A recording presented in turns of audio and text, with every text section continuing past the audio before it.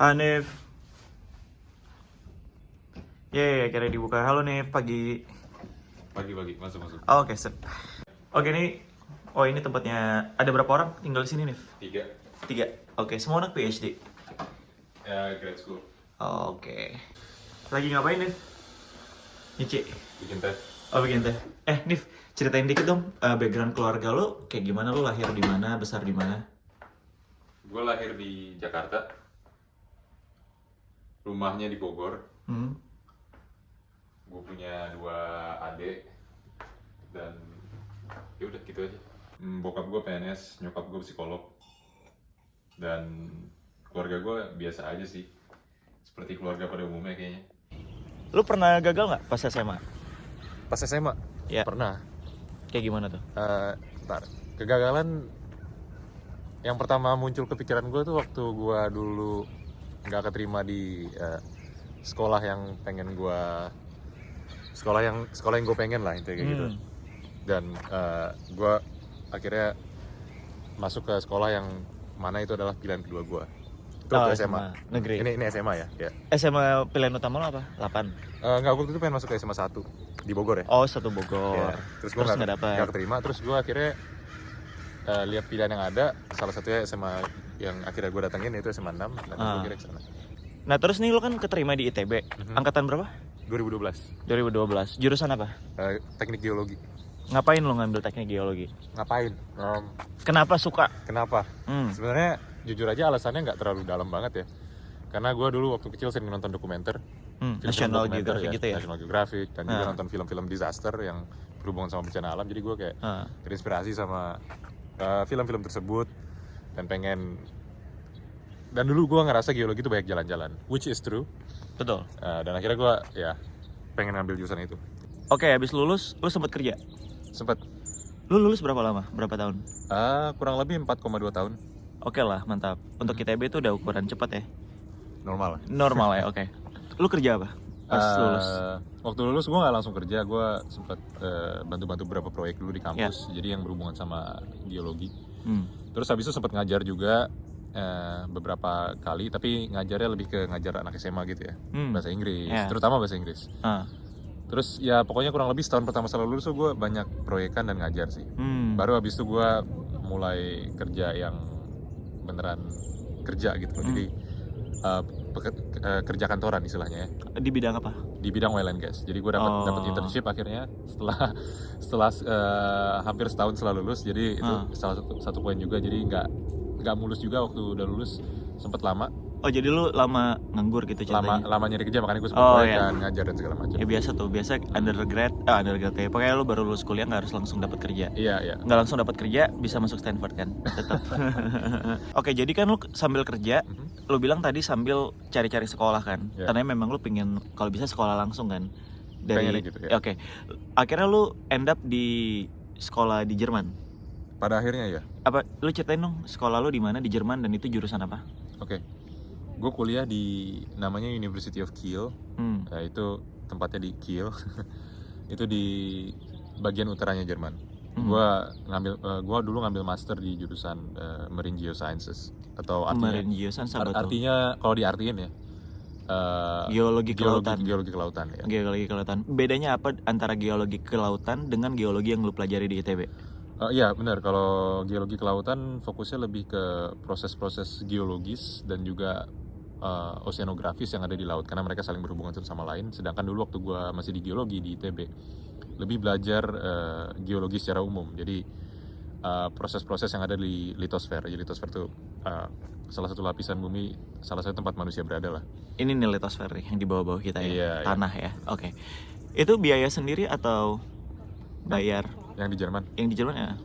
Gua ya itu dari hasil tabungan gue dulu kerja selama 2-3 tahun, tapi disupport juga sama orang tua buat biaya hidup. Lu berapa tahun kuliah di Jerman? 2,5. 2,5, itu S2 ya? S2. Fokus area lu apa? Kayak lu kan riset nih, banyak riset. Yang area yang paling lu suka apa di situ? Jadi waktu gue di Jerman, gue tertarik sama subdisiplin yang namanya Marine Biogeochemistry. Mungkin itu agak susah diartiin secara langsung.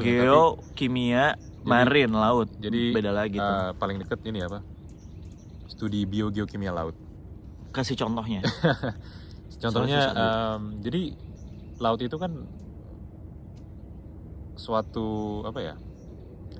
Itu bagikan suatu realita tersendiri gitu loh. Jadi suatu sistem tersendiri. Jadi segala hal, banyak hal terjadi di dalamnya gitu, termasuk siklus kimia di mana karbon didaur ulang, termasuk unsur-unsur lain seperti nitrogen, fosfor dan segala macam.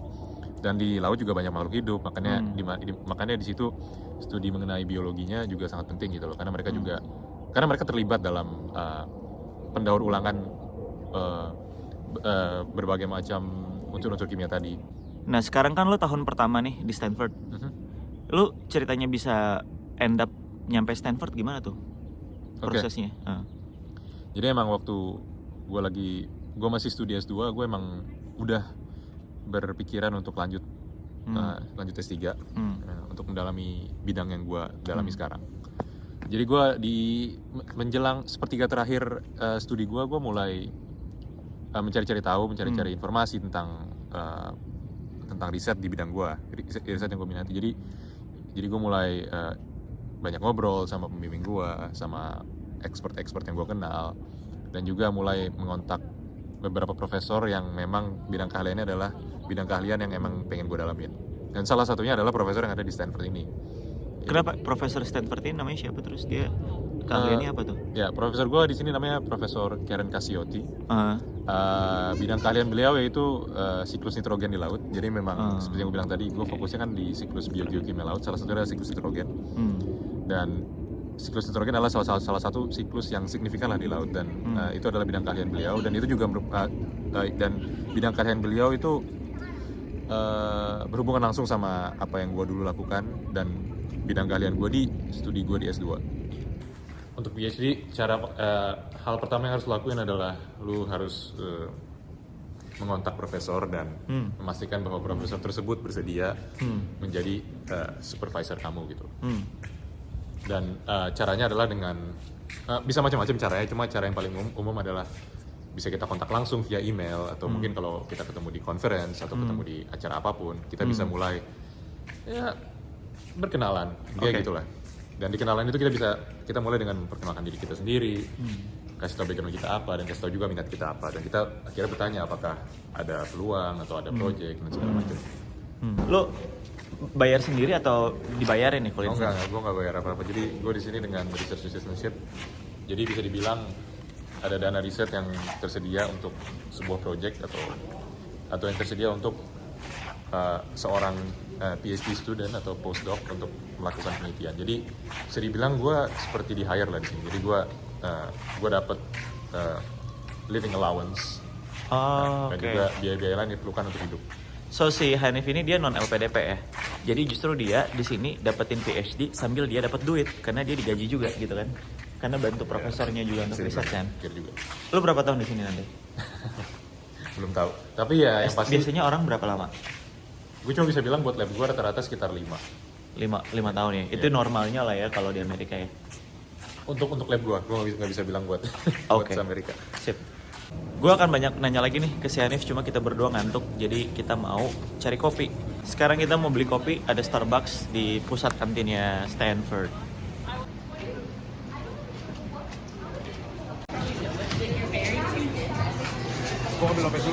Oke, jadi masuk ke personal statement nih. Yang lo tulis apa aja?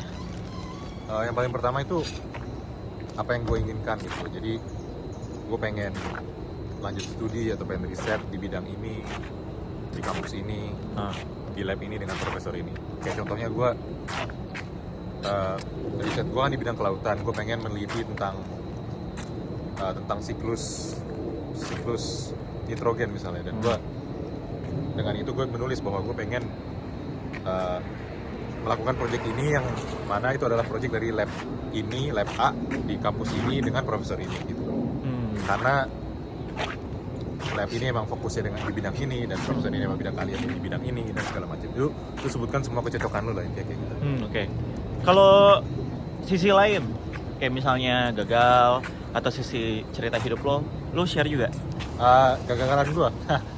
Kalau di konteks studi ya, gue dulu susah banget buat dapat beasiswa misalnya. Kayak gue sebut aja kayak gue dulu nggak pernah berhasil dapat beasiswa, sampai akhirnya keinginan gue buat studi terhambat, sampai akhirnya gue harus kerja dulu dan segala macam. Oh, jadi sama kayak gue juga waktu itu nulis di personal statement kegagalan gue ketika gue bekerja. Jadi lo nggak harus jadi superstar ya sebenarnya ya. Jadi mereka itu lebih kepada ngelihat potensi lo gitu. Karena kalau mereka ngerekrut murid-murid superstar yang udah bisa melakukan apapun, ya lo ngapain lagi sekolah lagi di sini, ya kan? Karena kan tujuan lo di sini adalah improve apa yang udah lo punya, atau enggak potensi apa yang bisa mereka bantu kembangkan kalau lo kuliah di sini. Oke, kita masuk ke sekolahnya Hanif, School of Sustainability. Kita naik ke perpusnya dulu ya.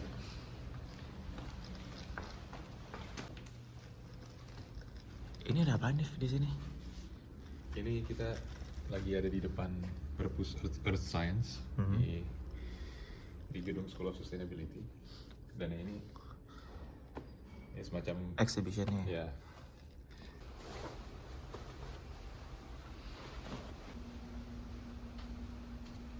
Sekarang kita lagi ada di gedung Mitchell namanya, dan di gedung ini ada beberapa lab, dan beberapa lab tersebut adalah lab milik lab kami gitu di sini. Ini contohnya, ini nama labnya adalah Stable Isotope Biogeochemistry. Jadi di sini yang kita teliti adalah bagaimana isotop-isotop dari berbagai unsur seperti nitrogen dan oksigen bervariasi di alam, dan dari variasi tersebut kita bisa menentukan proses-proses apa yang terjadi, proses-proses biokimia apa yang terjadi di alam yang menentukan kadar dan tingkat produksi dan konsumsi dari unsur-unsur tersebut. Jadi ini kenampakan lab sedikit dari luar. Ini terlihat seperti lab kimia biasa. Di paling kiri itu ada fume hood, di mana tempat kita bisa meracik atau meramu berbagai macam senyawa kimia yang diperlukan untuk penelitian. Dan di tengah-tengah yang instrumen-instrumen itu, kita bisa lihat itu adalah instrumen yang dipakai untuk mengukur rasio dari isotop-isotop yang kita teliti gitu. dan lain-lain. Oke, lu seberapa sering ke lab ini? Hampir setiap hari kerja atau every other day. Dan berapa jam biasanya? Satu kali? Gue bisa ke lab sekali atau beberapa kali dalam sehari. Kalau ditotalin ya bisa 3-4 jam atau lebih. Selebihnya lu belajar di luar lab?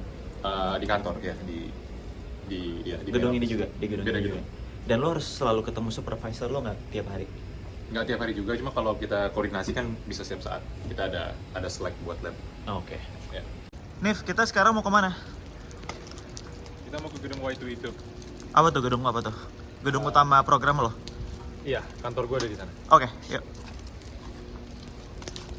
Sebagian besar gedung-gedung di sini adalah gedung-gedung engineering, jadi fakultas-fakultas teknik. Tapi ada juga departemen lain seperti departemen gue, yaitu Earth System Science, dan juga yang lain-lain yang mungkin gue nggak tahu. Jadi kita lagi ada di gedung yang namanya Y2 itu. Kantor gue ada di sini, departemen gue ada di gedung ini juga. Jadi ini ada contoh poster yang berhubungan sama Indonesia. Ini posternya tentang pemetaan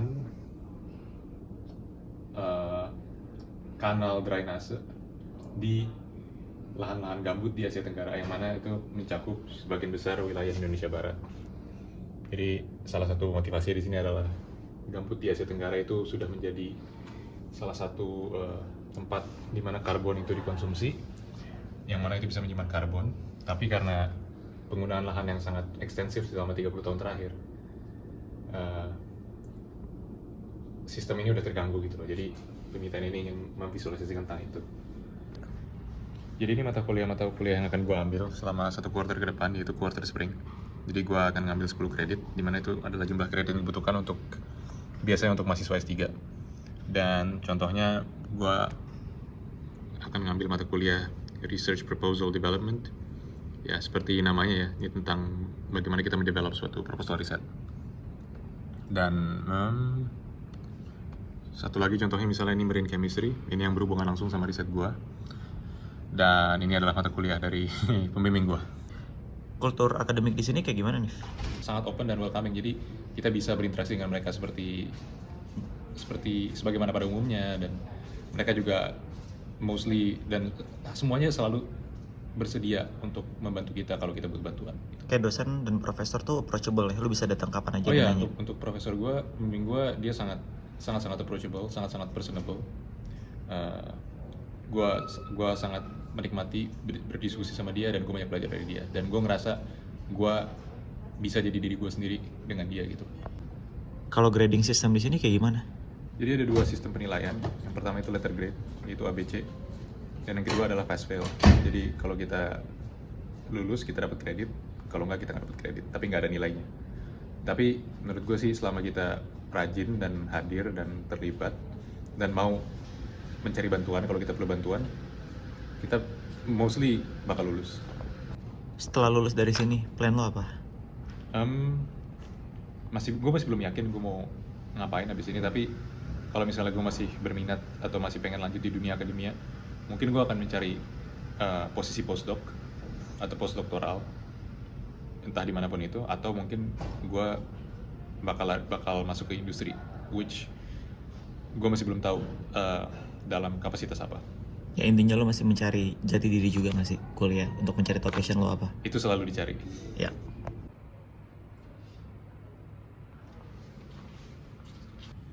Ini di mana nih? Oh, itu gue di Jerman. Di Jerman, oke. Ya, jadi ini kantor gue, ruangan kerja gue. Ini meja gue. Dan gue di sini sekantor ada sekitar 6 orang yang terdiri dari beberapa kubikel seperti kantor pada umumnya. Dan di satu sisi mereka juga teman-teman gue juga, jadi orangnya keren-keren. Ini kasur. Dan ini sofa. Lo tidur di situ? Enggak juga sih, nongkrong aja. Dan ya kita bisa ngopi juga di sini, bisa makan kue. Jadi nggak cuma kerja doang, tapi bisa juga diskusi dan relax sedikit. Sekian dulu liputan tentang guanya. Makasih yang udah meluangkan waktu buat nonton. Semoga sukses. Thank you ya Nif ya. Bye Nif, sampai ketemu lagi. Yuk.